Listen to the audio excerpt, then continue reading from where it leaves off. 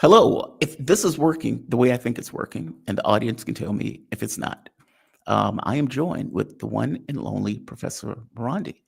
Professor Marandi is professor of English literature and Orientalism at the University of Tehran. He is a good friend of the show. I appreciate him. The audience loves him to death every time he comes on. So I really do thank you for this. Let me put this in full screen. Perfect. Yes. I'm so excited. You have no idea. Usually we have so many technical glitches that we nailed this on the first go. So thank you for joining me. I really do appreciate this. There were several stories that were out in the media. And let me see, I want to make sure the audience says everything is good. Everything good, everything good. Okay, I'm assuming that everything is good. They're talking about Dow Jones prices. Apparently they stopped. The stock market is dropping here. Obviously, there's two main things. One has to do with negotiations that took place in Rome. There are additional negotiations that are going to take place in Oman.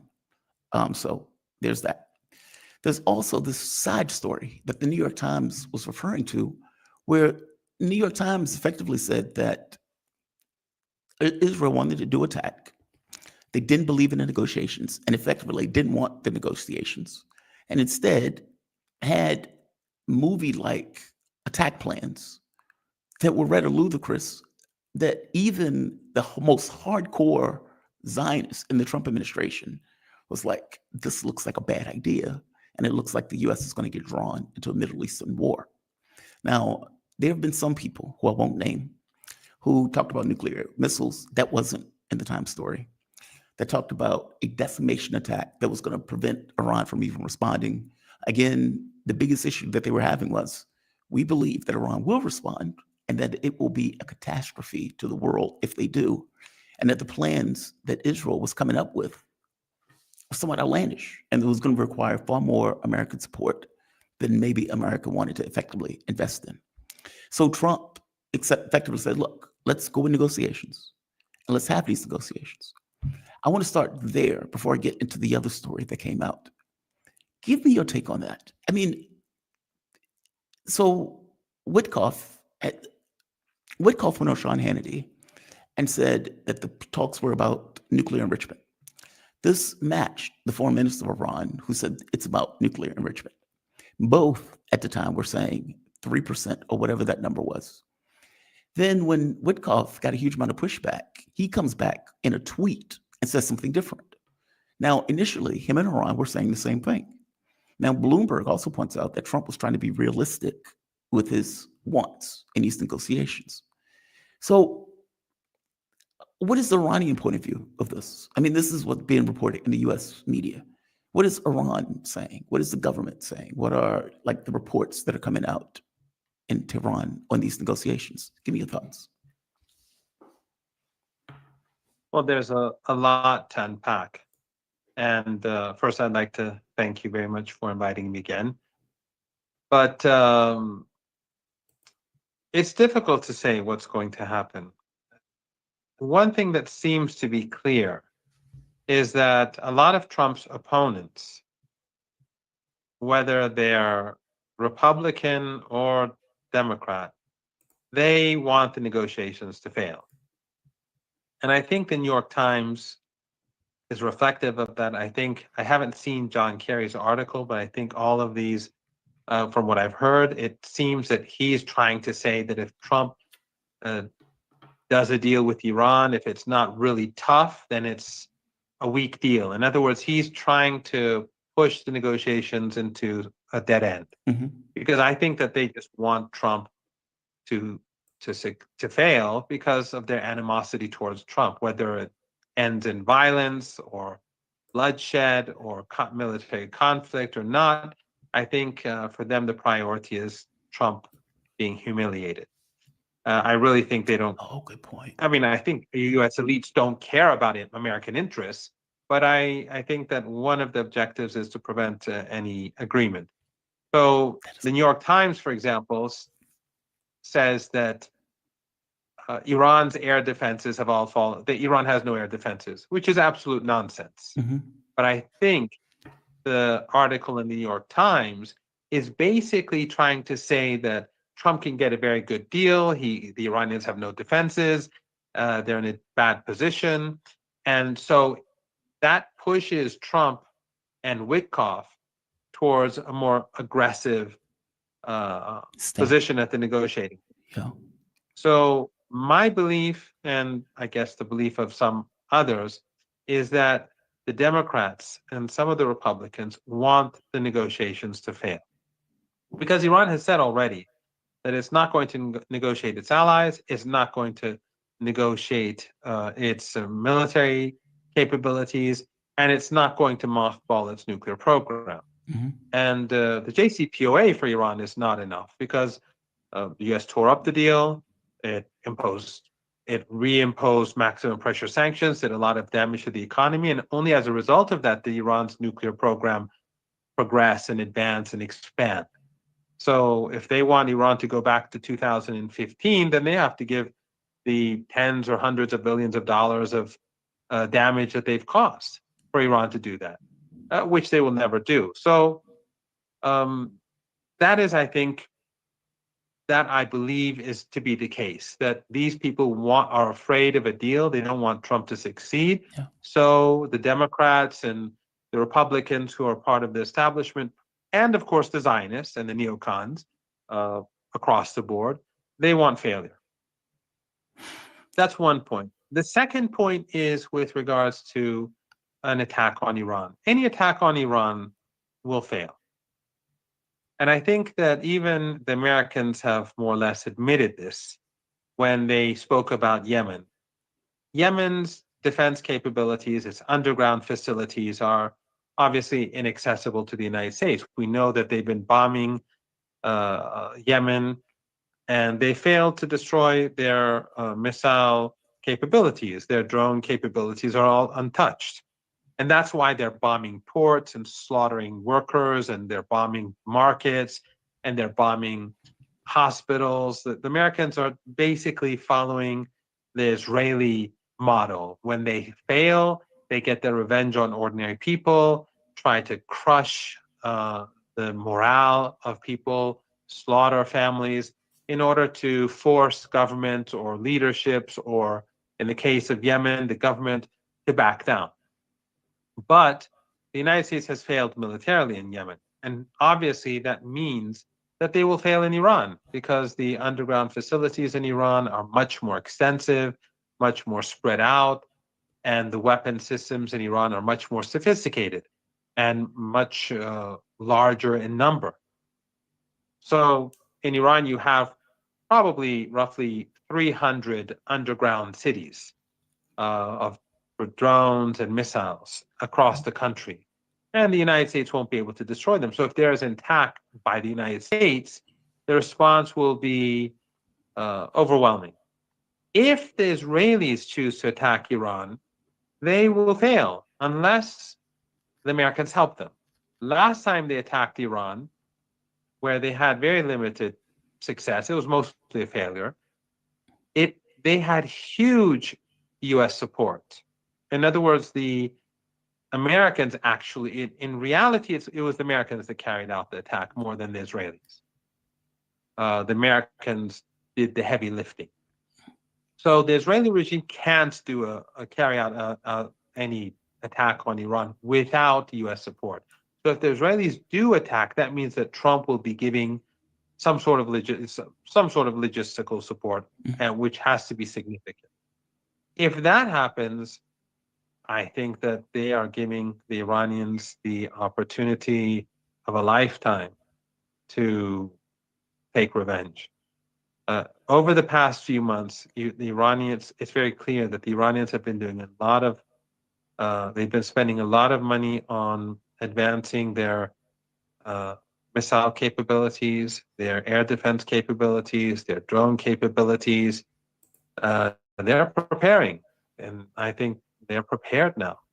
And they've used their experiences of the past, where the Israeli regime carried out an airstrike on Iran, to learn about their capabilities, their weapons capabilities, their aircraft capabilities, in order to upgrade their defenses, both against the United States armed forces and the Israeli regime, just like the Russians. You see how The Russians, after Ukrainian attacks, they learn how to deal with Ukrainian weapon systems.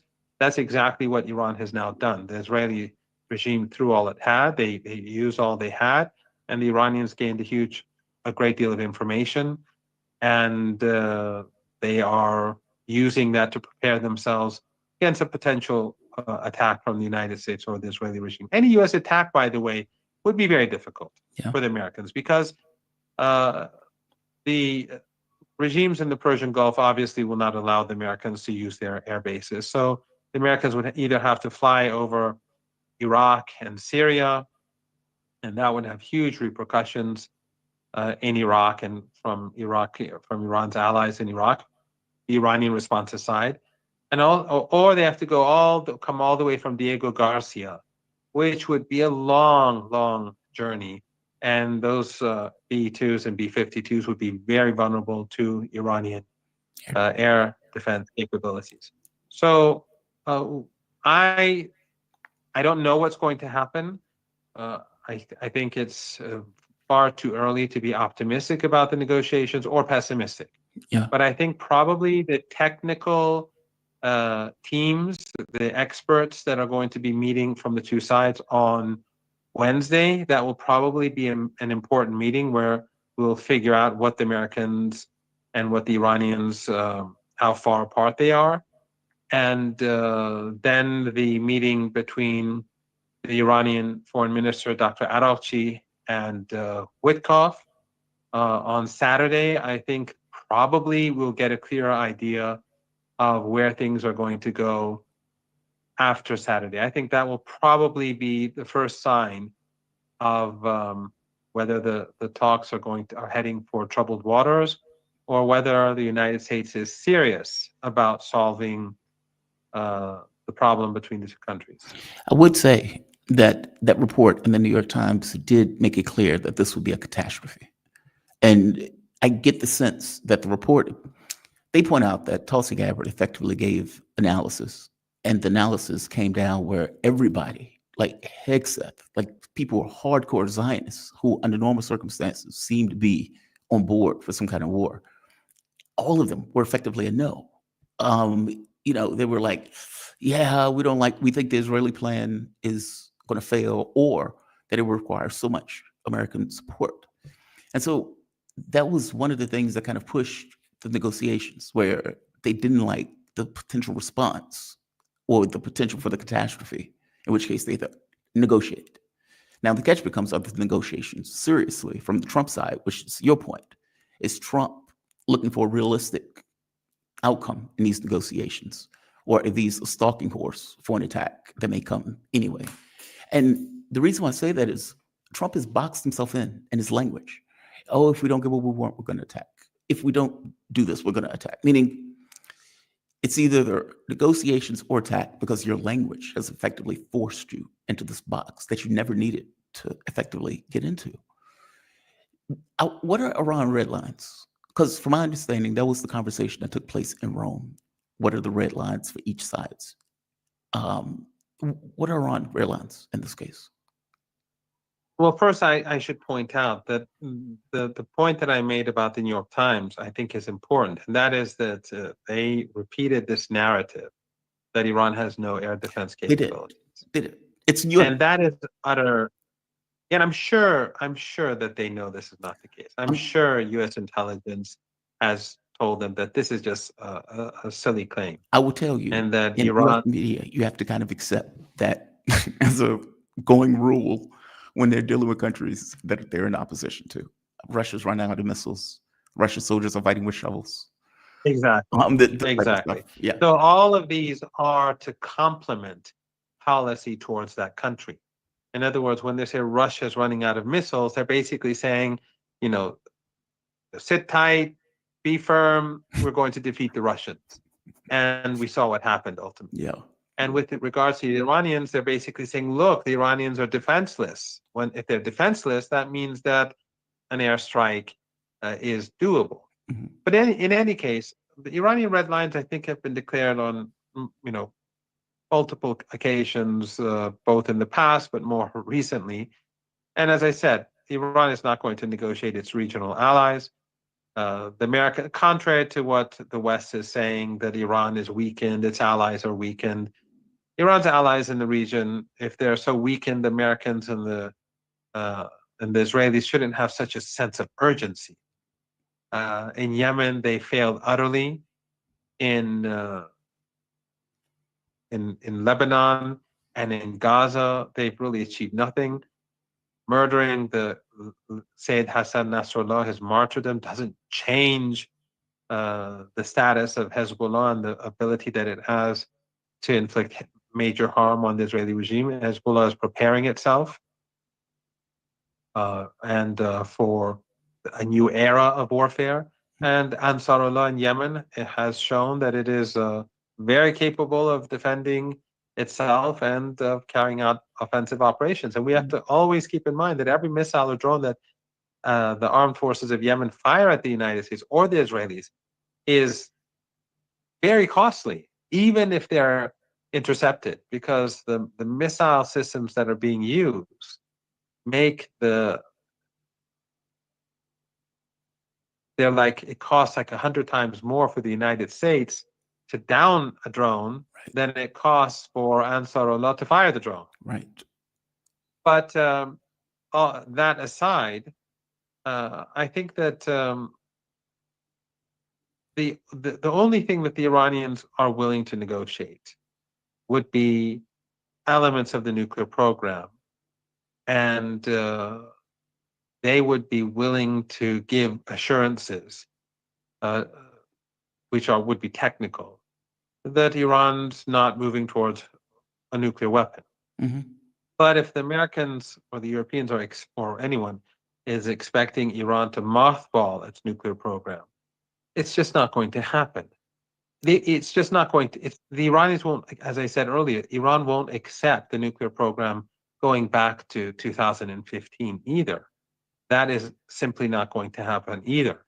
So there have to be two changes made to the nuclear deal. One is it's going to have to recognize Iran's technological advancements, and the second, there have to be assurances that the United States will carry out its side of the bargain. Because in 2015, what happened was that Obama lied. He did not implement his side of the bargain.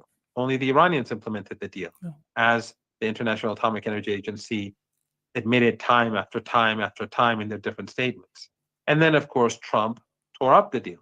So the Iranians would want very clear assurances that if the United States fails to implement their side of the bargain, then the Iranians will be able to do something in response. The Americans will have to implement their side of the bargain first before the Iranians implement their side of the deal. It can't work like it did in 2015, where the Iranians carry out all their obligations, and then Obama says, well,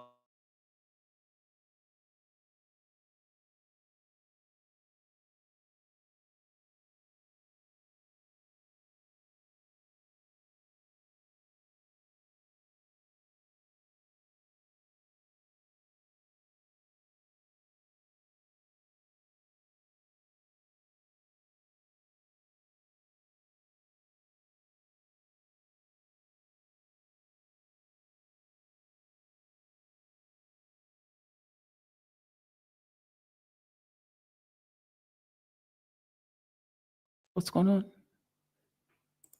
Okay, I'm here.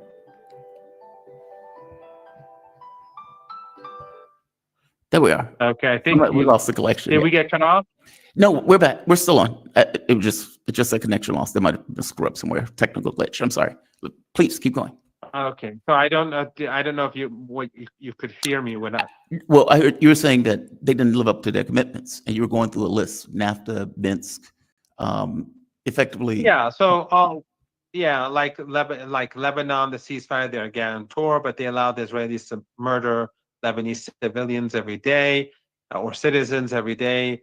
The Gaza ceasefire, which Witkoff was behind, but then Trump said Palestinians have to go. These are all basically agreements, commitments made by the United States where they always violate them. Yeah. And so that's going to make it a task for the Iranians. That'll be a task for them to deal with.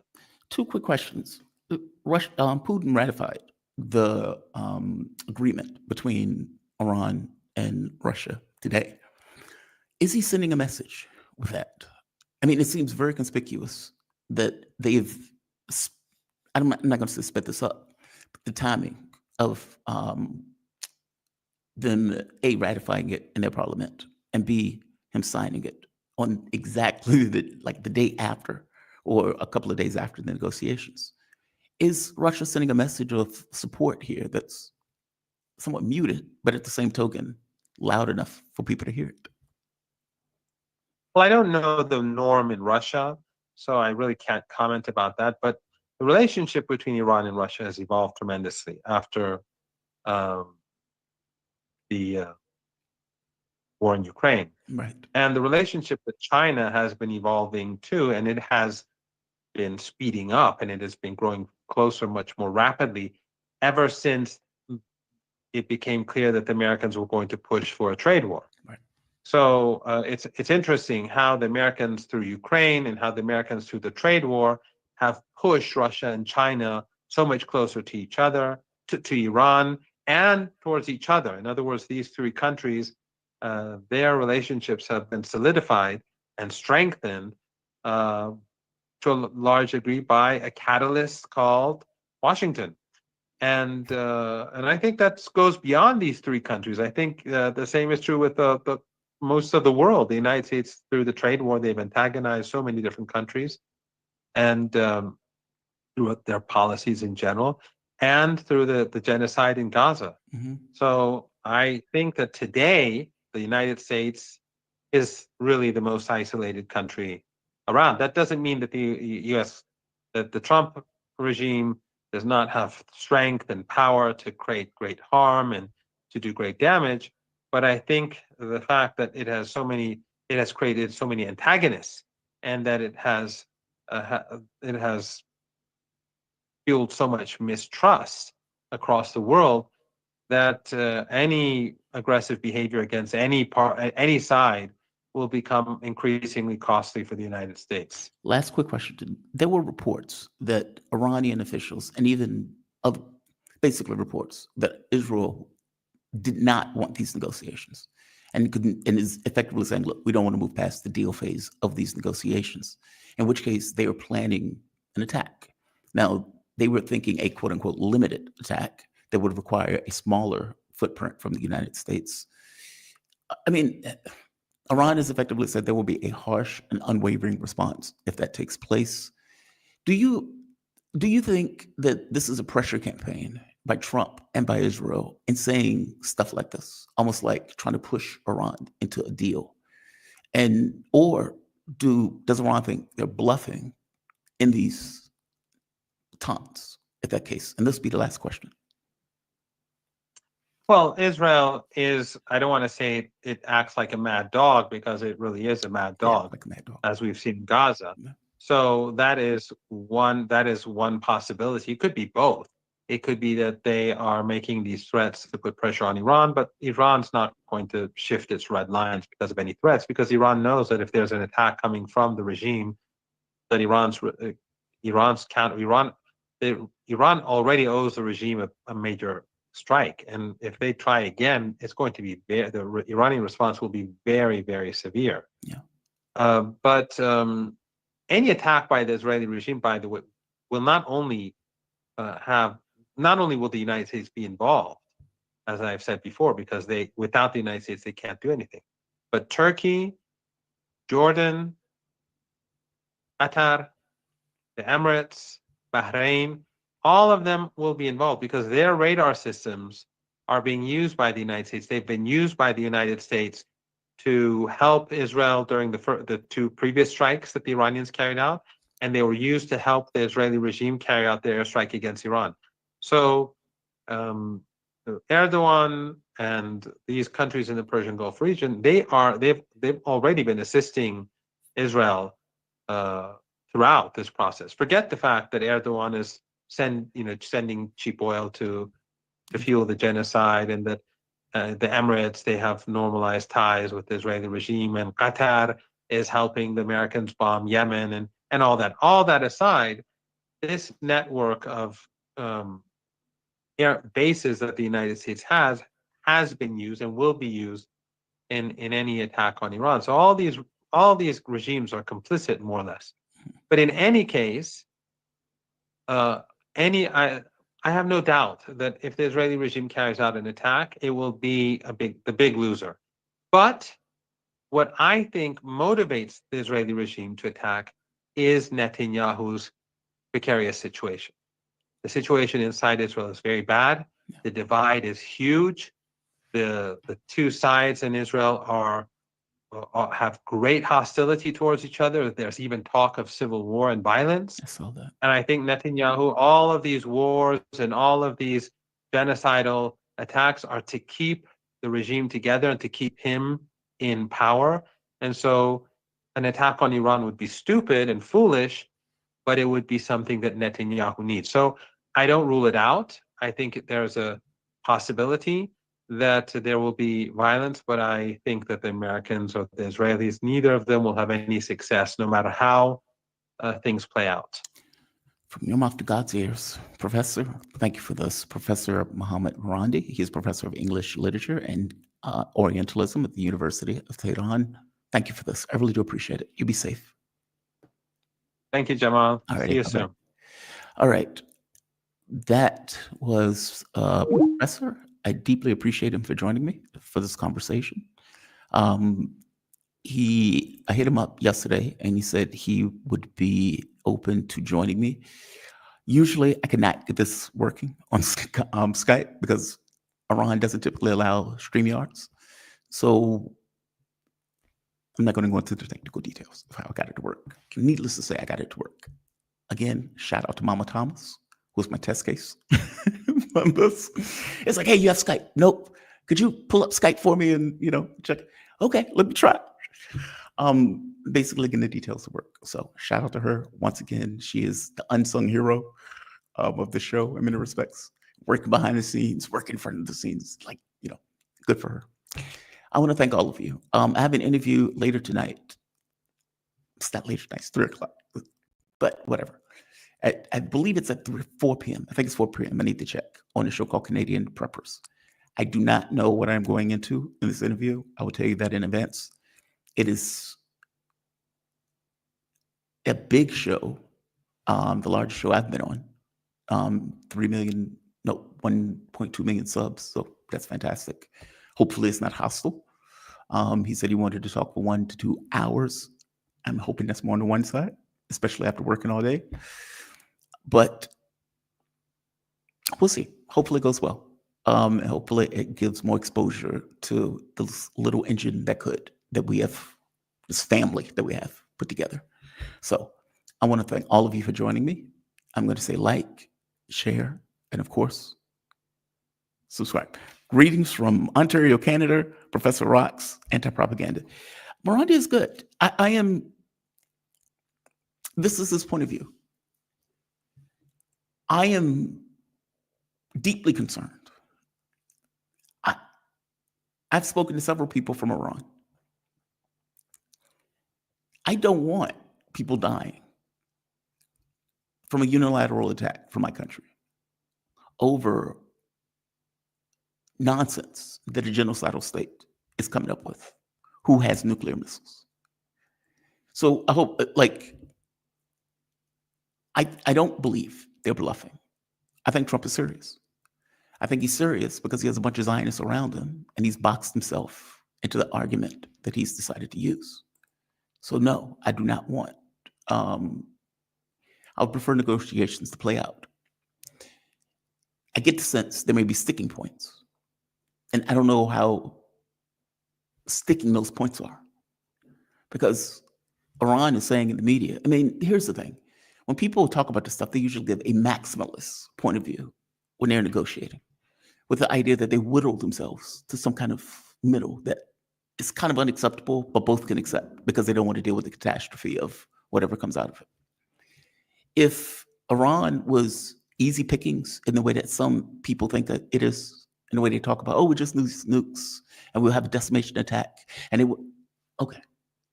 That's not what the reporting was. The reporting had more to do with Israel leading the attack with the U.S. providing support, and it may take place over days. The reality in that report, though, is they didn't want to do it. And they didn't want to do it because it was going to be a catastrophe, and they knew it was going to be a catastrophe.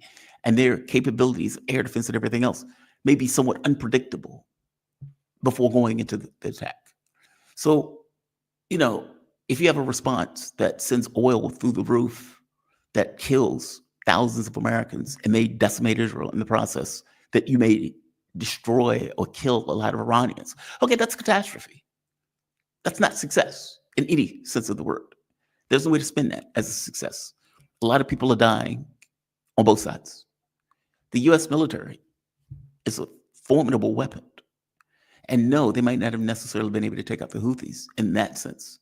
But we have no idea what they will bring to bear on an attack like this. And I don't want to find out, frankly. Nor do we know what Iran has to bring to bear in their response. I don't want to find that out either. So from my point of view, it's like, okay, this is a unilateral attack on a country at the behest of a genocidal fascist state with nukes. That doesn't sound good, right? That sounds horrible, but that's what it is. So look, I hope that Trump sidelining the State Department to send Wickoff is a clue that I want a realist having this as opposed to a Zionist and a nutcase. I hope that's what it is. And I hope there's flexibility in what Wickoff is saying, where Trump at the end of it, whatever it is, spins it into a win. That's what I hope. I don't know that, considering the through line that is taking place with these governments in regards to the U.S. We'll see. I'm going to say like, I'm going to say share, I'm going to say subscribe. You guys are fantastic. Thank you for joining me again for a later edition. And I will see you tomorrow morning. Have a good one all. Be safe.